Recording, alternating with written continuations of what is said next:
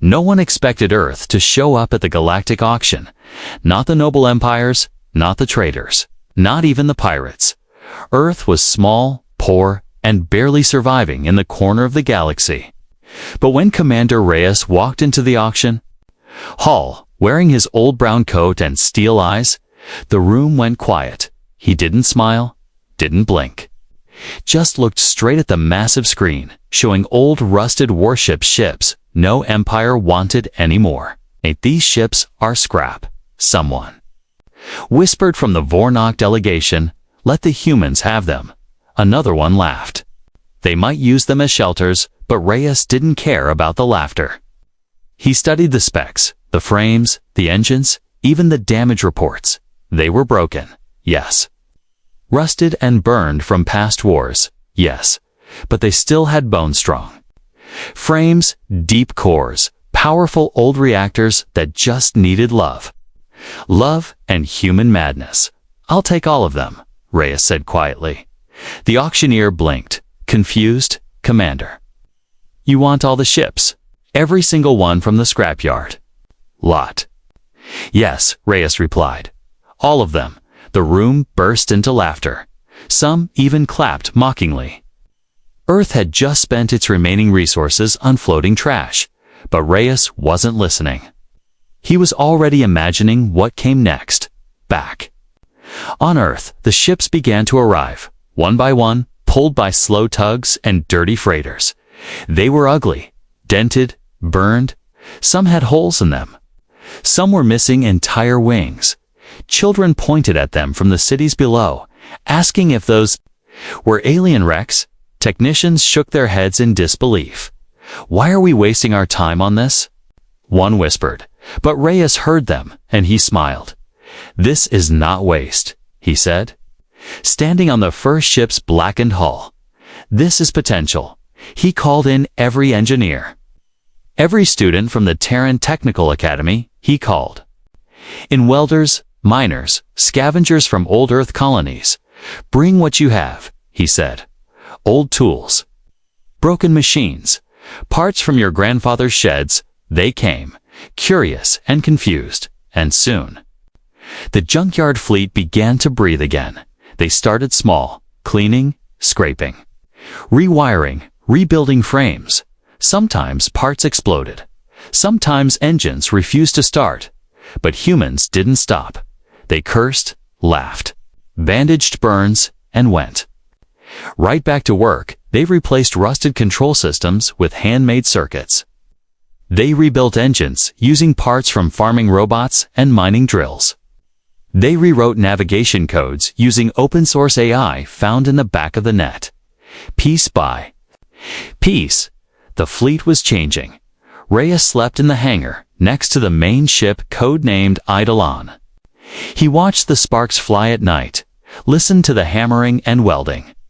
This wasn't just about ships. It was about pride. It was about proving that humans could take what others threw away and make it powerful. One evening, a young engineer named Lyra stood beside him, covered in grease. "Commander," she said, "this engine shouldn't work." "But it's working," Reyes chuckled. "Good. No, I mean, this thing was dead," she whispered. "But it's running now." Reyes nodded slowly. "That's what we do," he said. "We bring dead things back to life." Word began to spread quietly through back channels in space. Pirates noticed activity in Earth's orbit. Spies from the big empires tried to sneak in and take pictures, but none came back. The scrapyard fleet was guarded now by strange drones, silent, fast, and deadly, and Earth said nothing. Just kept working. Months passed, and the ships started to look different. New armor glowed with strange patterns, human and alien mixed. Weapons were hidden behind moving panels. Engines had strange hums, deep and alive, and their names were painted in bold white letters. Names like Eidolon, Obsidian, Wraith, Dagger. Names that would one day make the galaxy shiver, but no one knew that yet. To the rest of the galaxy, Earth was still a joke, still weak, still foolish.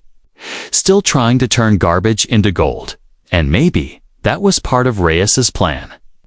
Let them laugh, let them underestimate, because when the time came, no one would. Be laughing, only kneeling, and as the first ship powered up its core and lifted from the ground with a deep, thunderous hum, Reyes simply whispered, "Now, let's show them what junk can do." The sky above Earth was no longer quiet. Dockyard drones buzzed in silence, flying in perfect lines like mechanical birds. Giant platforms floated over the oceans, carrying rusted ships now covered in shining plates, but no one from the outside world saw it, because the shipyards were hidden behind cloaking fields and jamming signals. The Galactic Council started asking questions. What is Earth doing with all that junk? Why did they block all satellite views? Why are our spies not returning? But Earth gave no answers, only silence. Inside the shipyards, things moved fast. People didn't sleep much. There were engineers sleeping beside engines, coders eating next to reactors. Every ship had a team. Every team had a goal, and every goal had one thing in mind: make these ships terrifying. Reyes moved from ship to ship. He didn't shout, he didn't give speeches, he gave orders with calm precision, and people followed. Because they believed in him, and more than that, they believed in what they were building. The warships were no longer rusted frames. They had new armor, old metal mixed with alien alloys from Earth's black market. They had engines that hummed, like thunder rebuilt from mining ships. They had weapons no one had ever seen, some crafted from old blueprints, others made from pure imagination. Each ship had its own soul, not because they were alive yet, but because the humans working on them poured every piece of their spirit into the steel.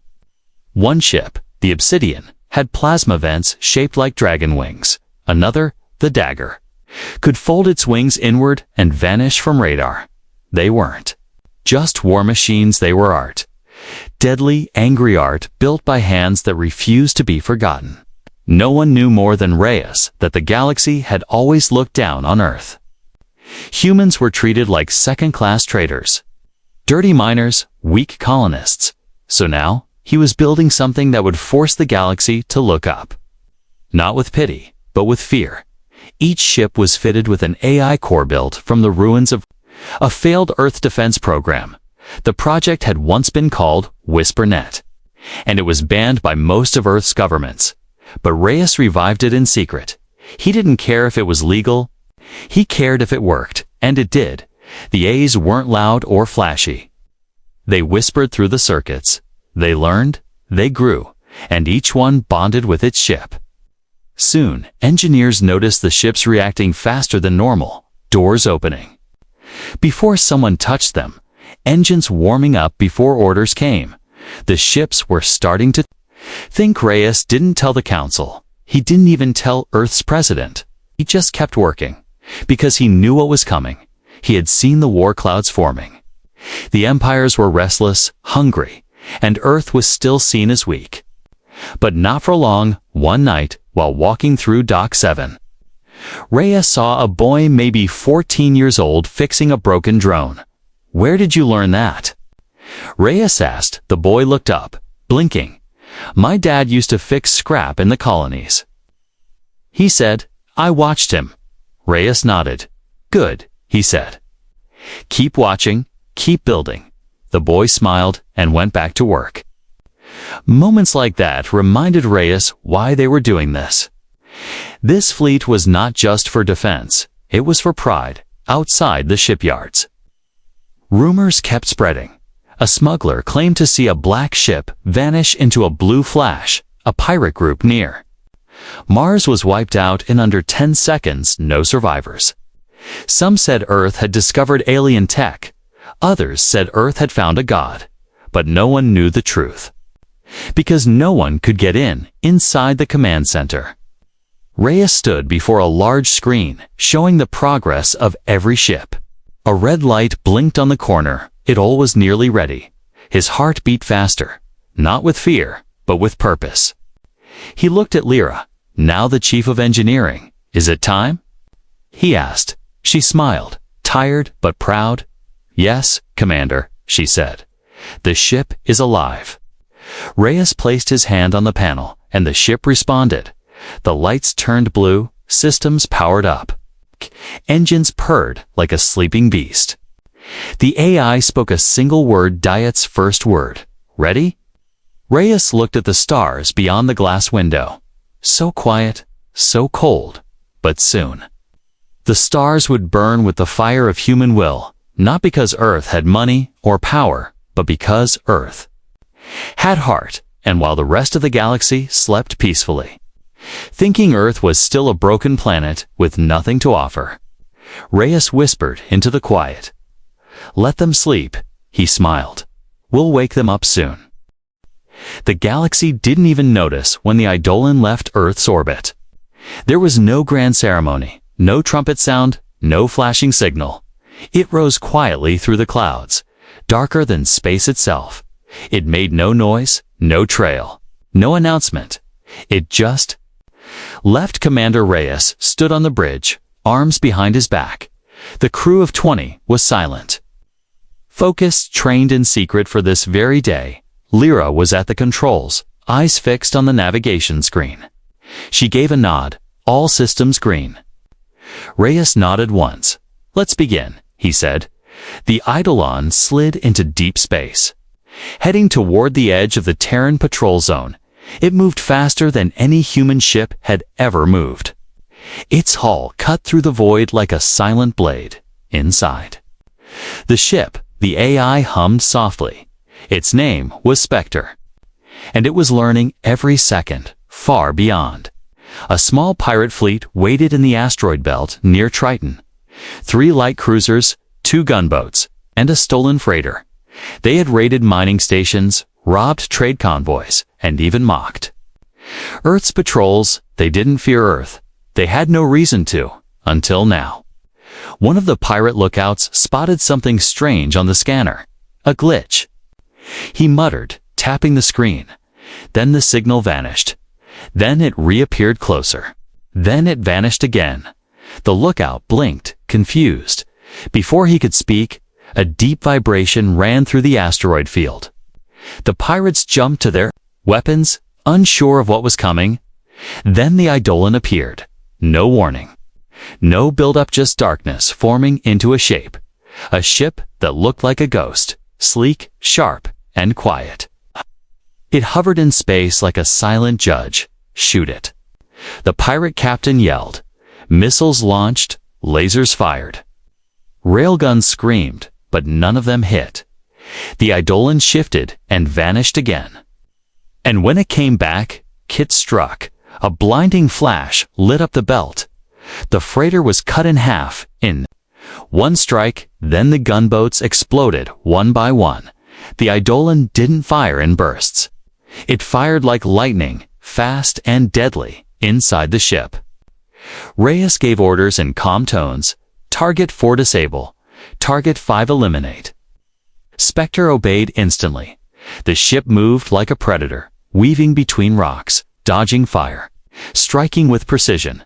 Within 30 seconds, all 5 pirate ships were gone, not drifting, not damaged, gone. The asteroid belt was silent again. Only one thing remained, a message beacon. Reyes sent it to every empire, every faction, every traitor in the galaxy. The message was simple. This was only a test. It exploded across comms. Spacers paused mid-flight. Empire generals froze. At their desks, the Galactic Council stopped their meeting. Who had built such a ship? And how did Earthpoor ignored Earth own it? Videos from the beacon showed the battle in full. The Eidolon moving like a goat, striking like a god. Experts reviewed the footage over and over again. No ship can move like that. One said, no AI reacts that fast. Another whispered. But the proof was there. It had happened. The impossible had happened. Earth's name began to appear in conversations it was never part of before. Whispers in black markets, emergency calls between empires. What else have they built? Is this their only ship? Where did they get the technology? Some believed Earth had made a deal with a forgotten alien race. Others thought Earth had found ancient tech buried deep in space. No one guessed the truth, that Earth had taken garbage and turned it into gold. That humans had built the Eidolon with their own hands. Their own minds, their own rage, back on Earth. People watched the footage with wide eyes. For the first time in years, they didn't feel weak. They didn't feel forgotten. They felt proud. The ship was theirs. The victory was theirs. Inside the hidden command center, Reyes stood in silence. Lyra walked up beside him. "It worked," she whispered. He nodded slowly. "It did. But now? What comes next?" she asked. Reyes looked out the window at the stars. "The galaxy is awake now," he said. "Let's keep them guessing." And with that, he ordered the Eidolon to return home. Not for rest, but for more upgrades. Because this test had been only a taste, a whisper of what was coming. The next time Earth's fleet rose into the stars, it wouldn't be alone. It would bring the storm. When the Eidolon returned to Earth, it was no longer alone. It was the first, yes, but not the last, in the dark shipyards orbiting the moon. Other warships had begun to wake up, silent, armored, angry. Their names were already whispered among engineers: Wraith, Obsidian, Sovereign, Dagger, Shade. Each one was built from what others threw away.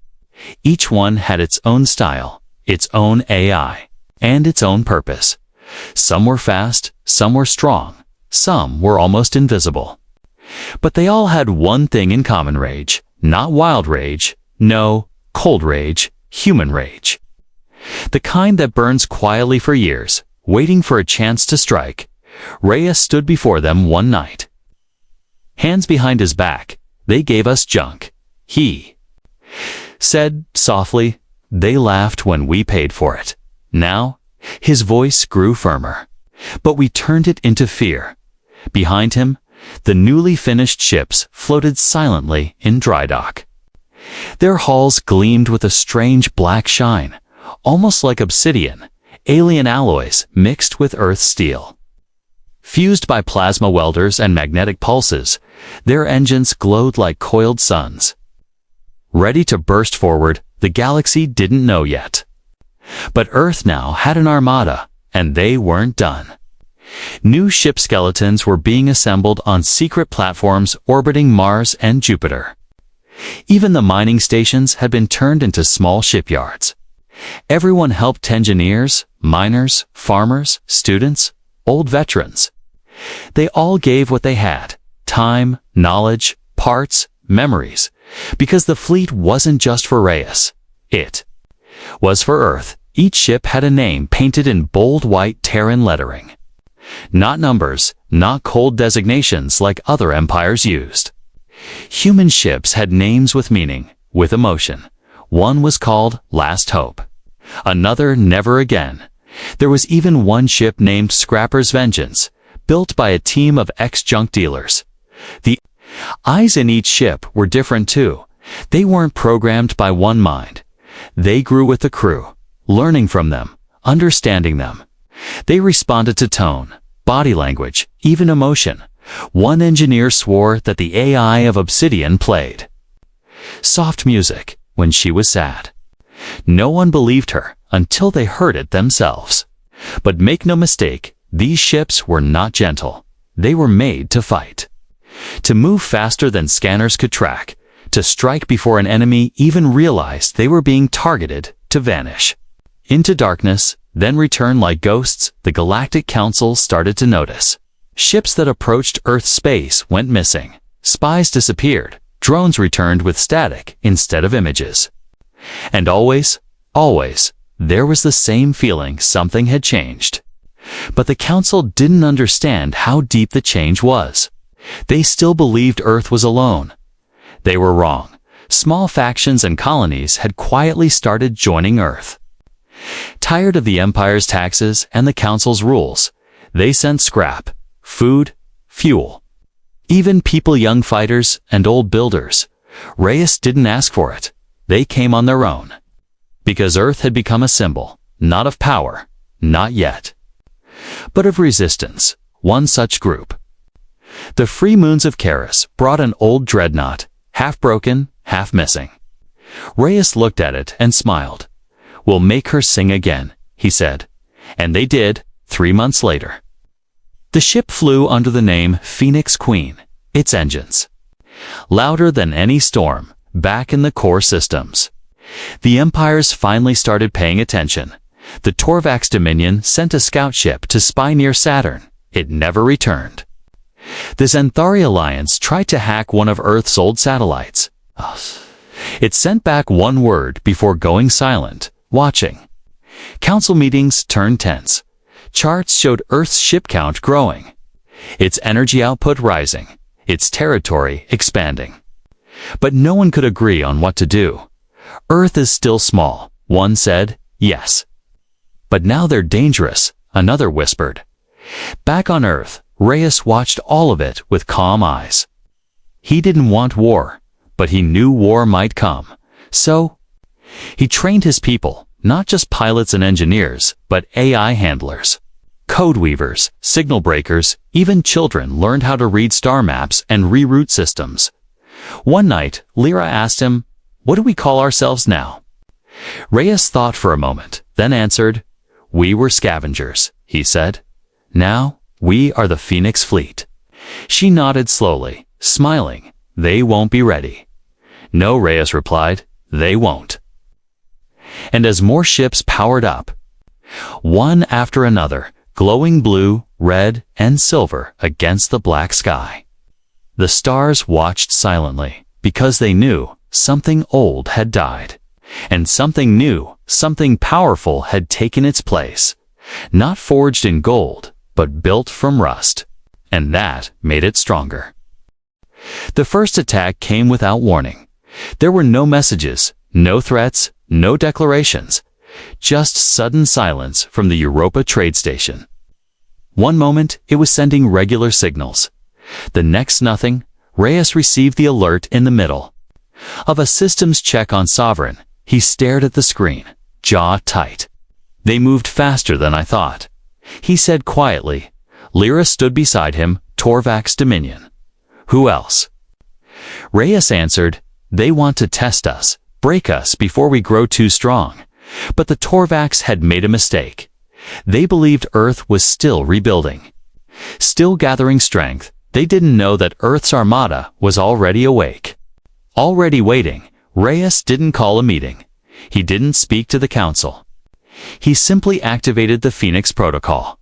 One signal, sent through a silent line buried beneath Earth's satellites, and the fleet moved. Obsidian, Dagger, Shade, and Wraith jumped to Europa's last known coordinates. No warcry, no drama, just quiet readiness. When they arrived, they found the station in ruins. Metal debris floated in every direction. Bodies, two innocent workers, traders, scientists. No survivors, but the wreckage wasn't the end of it. The Torvax ships were still there, 3 massive cruisers, shining with gold armor and high-borne symbols.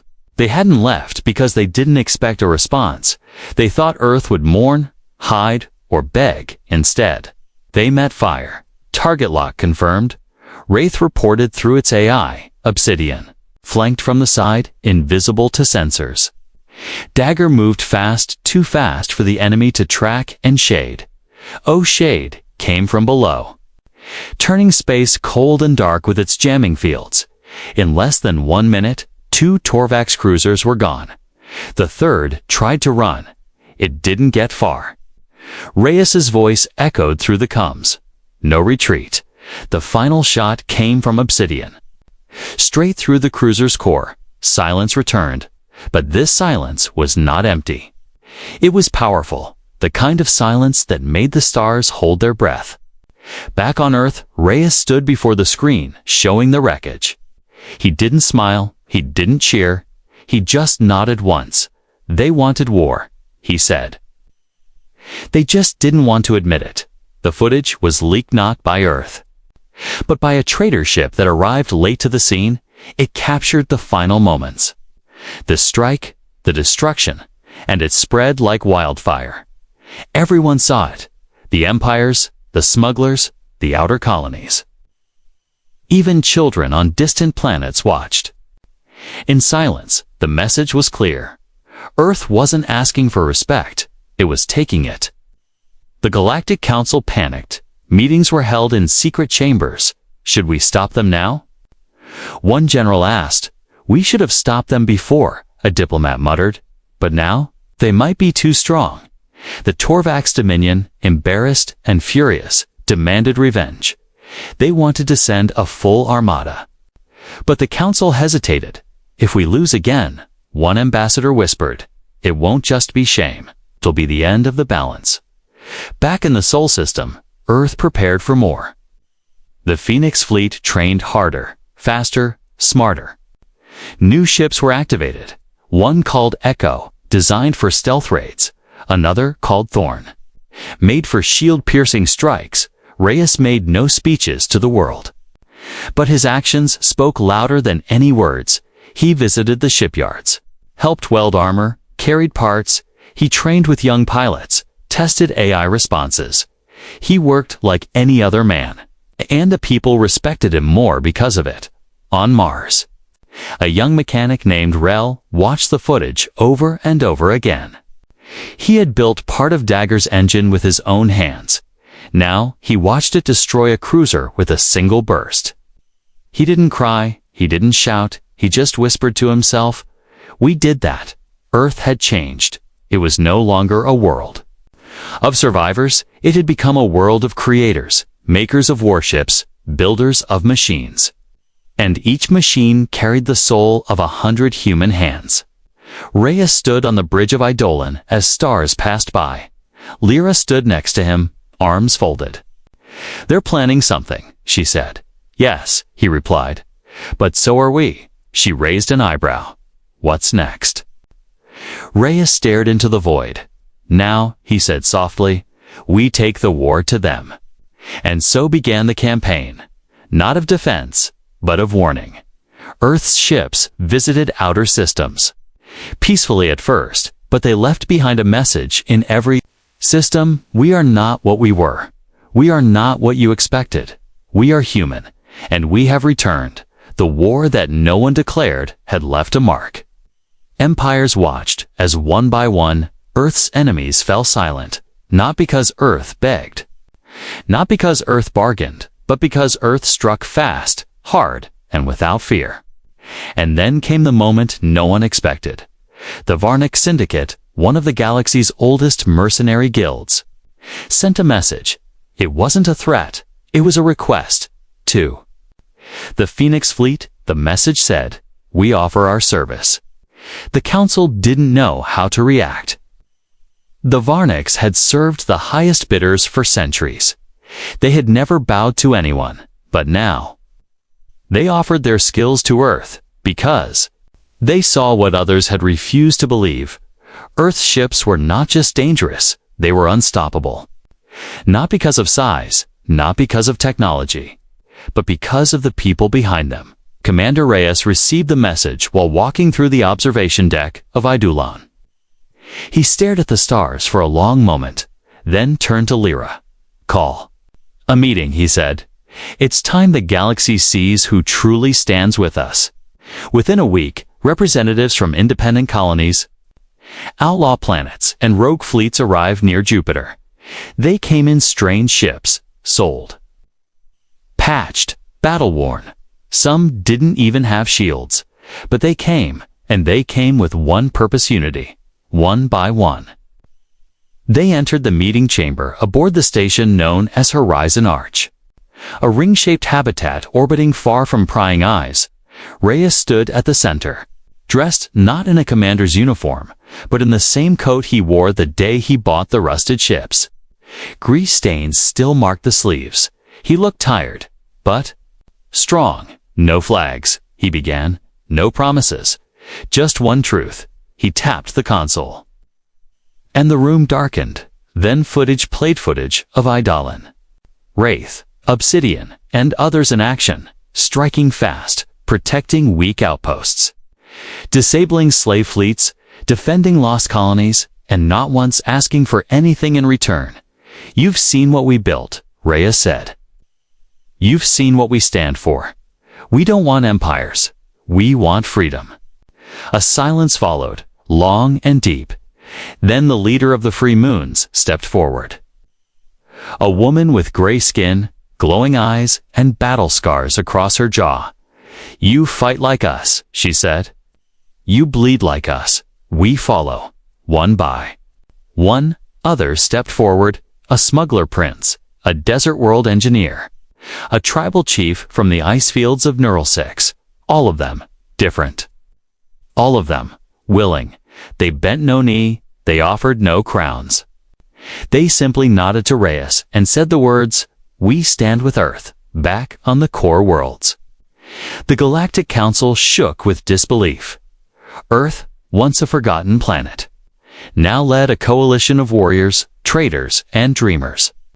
They called it the Rusted Accord, not because the ships were old, but because those who joined had once been broken. Now they were strung together. The Torvax Dominion tried one last move. They sent a peace envoy, but with hidden assassins. On board, they thought they could remove Reyes and shatter the Phoenix fleet. But the AI on Idle Inspector sensed the false heartbeats before the ship even docked. The assassins were caught, disarmed, and sent back in silence with a new message. "If you come again, come clean."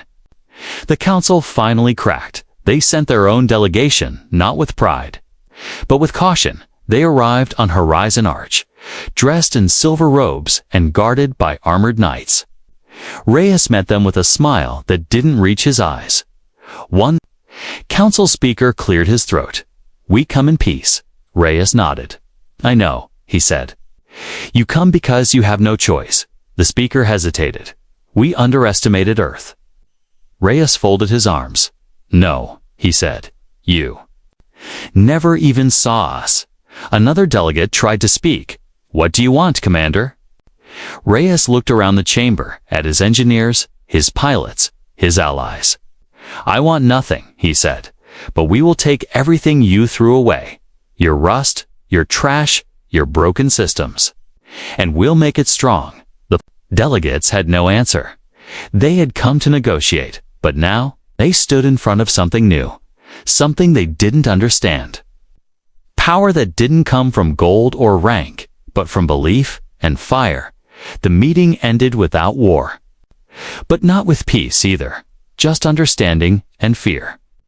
Reyes walked out of the chamber and looked up at the stars. "They're scared now," Lyra said beside him. "They should be," Reyes replied. "They created this when they gave U.S. junk. They gave us a reason, and as the Phoenix fleet formed in the dark skies above, as the Allied ships lit their engines beside them, the galaxy finally saw what had been born from rust. Not just warships, but will. Not just firepower, but family, and no empire could stand against that." The stars had changed. Once silent and cold, they now shimmered with a quiet respect. Where once Earth was ignored, forgotten on the edges of the galaxy, now it stood at the center, not by force, but by fire. The fire of creation, the fire of those who rose from ruin. The Phoenix fleet floated like ghosts above Earth's orbit. Ships made from scrap, but feared by all, no longer called junk, no longer mocked. They were symbols, now living proof that belief could turn rust into legends. Commander Reyes stood on the observation deck of Eidolon. He no longer wore his old coat. Today, he wore black armor stitched with thread from every allied world. Not because he needed protection, but because the people had made it for him. They had named him something new, High Warden of the Accord. He had not asked for it, but he accepted it for them. Below, on Earth, cities had changed too, once broken by war. They now buzzed with builders, thinkers, and dreamers. Children played with toy ships modeled after Wraith and Obsidian. Old scrapyards were empty now because metal was gone. But because everything was being used again, No more waste, no more begging, only building. The Phoenix Academy trained new pilots each week, not with pride, but with purpose. You're not here to show off. One instructor would say, you're here to prove that nothing is useless, not even you. The AI Spectre had evolved too. No longer just a ship's voice, it became the soul of the entire fleet. It coordinated missions, predicted threats, guided lost ships home. And it called Reyes father, not because it was programmed to, but because it believed he gave it life. One day, a message came from the far edge of known space.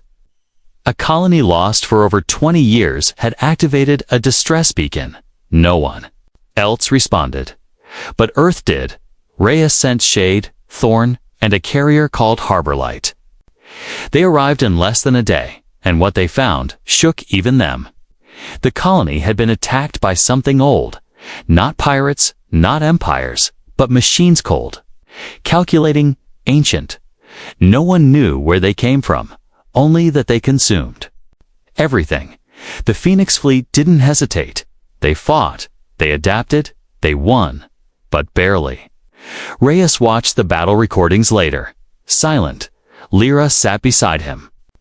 Bandages on her arm, that was different. She said, yes, he replied, and it's coming. The council begged for details. The empires asked for help. Even Torvak sent emissaries in secret, and for the first time, Earth didn't. Speak with caution, it spoke with strength. Reyes stood before them on the bridge of the Sovereign. This is what we warned you about, he said. When you laughed, we built. When you doubted, we learned. When you gave us rust, we forged blades. He turned and pointed to the stars. Now something worse is coming. If we don't stand together, there won't be a galaxy left to fight for, and one by one. Even the proudest empires nodded, not to show weakness, but because they had finally seen the truth. Earth had earned its place not through fear, but through will. The rusted accord became the united front. The Phoenix fleet became the first flame, and humans led not because they were stronger, but because they had shown the galaxy what strength truly meant. Not ships, not weapons, but courage. Reyes walked through the shipyards one last time. He watched young engineers installing pulse shields. He watched children learning galactic star paths on digital maps. He saw hope, and that was enough. Lyra stood beside him, looking out across the docks. We used to dream of surviving, she said. Reyes nodded. Now we dream of building. She smiled, tired but proud. And they'll never forget where it started. Reyes looked up at the stars. No, he whispered. They'll remember the scrap. They'll remember the rust. They'll remember Earth. The Eidolon lifted once more into the sky. Behind it flew every ship born from junk. Each one now a guardian of peace, a fire that refused to die. And above them, written in bold across the side of the flagship, one simple phrase glowed in light, built from rust, bound by will.